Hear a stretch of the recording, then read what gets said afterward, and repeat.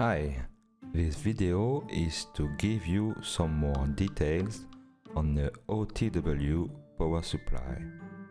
It is a variable power supply since we can change the voltage from 5 to 6, 9, 12 or even 20 volts.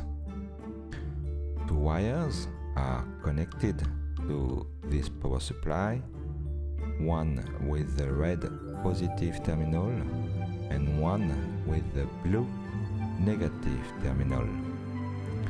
This black button is just to power on or power off the power supply.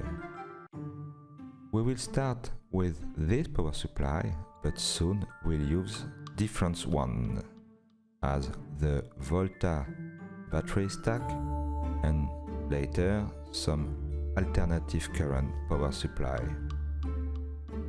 You will notice that when the power supply is on, you can't change anymore the circuit, which is normal. We mustn't change a live circuit. Anyway, after you have pressed this button, Prof will check that the circuit you've built is really the expected one. Do not hesitate to ask any question in comments, and see you soon on the wire.